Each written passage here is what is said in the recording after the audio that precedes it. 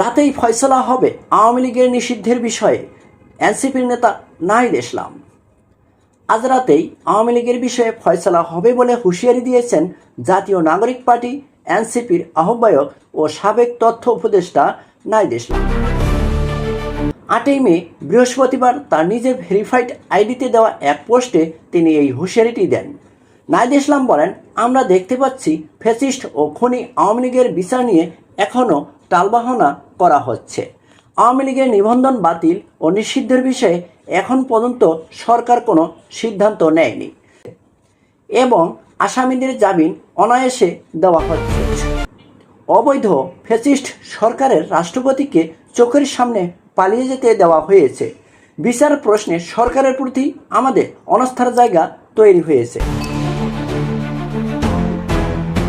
উক্ত সময়ে নাহিদ ইসলাম বলেন, জুলাইয়ের আন্দোলনে আমাদের প্রতিশ্রুতি ছিল খুনিদের বিচার করা এবং মুজিববাদীরা বাংলার মাটিতে আর কখনো রাজনীতি করতে পারবে না। তাই আজ রাতেই ফয়সলা হবে আওয়ামী লীগের বিষয়ে। এনসিপির এই শীর্ষ নেতা আরও বলেন, আওয়ামী লীগের বিচার, নিবন্ধন বাতিল, রাজনৈতিক কার্যক্রম নিষিদ্ধের সুস্পষ্ট রোডম্যাপ না আসা পর্যন্ত আমরা রাজপথ থেকে উঠব না। আপনারা সবাই চলে আসুন, জুলাইয়ের সব শক্তি, সব শহীদ পরিবার ও আহতদের আহ্বান জানাই রাজপথে নেমে আসুন। বিচার নিশ্চিত না হওয়া পর্যন্ত আমাদের সংগ্রাম অব্যাহত থাকবে, এমনটাই জানিয়েছেন এনসিপির এই শীর্ষ নেতা নাহিদ ইসলাম।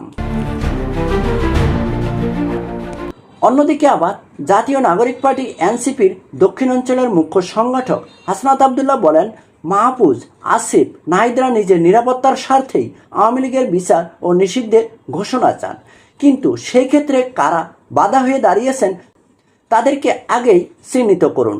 বৃহস্পতিবার সন্ধ্যায় নিজের ফেসবুক আইডিতে দেওয়া এক পোস্টে তিনি এই মন্তব্য করেন। তিনি বলেন, আওয়ামী লীগের বিচার প্রশ্নে যারা মাহফুজ আলমের উপর ক্ষোভ ঝাড়ছেন তারা হয়তোবা অন্যের খেলার খুঁটি হচ্ছেন, নয়তোবা তাদের অন্য কোনো উদ্দেশ্য আছে।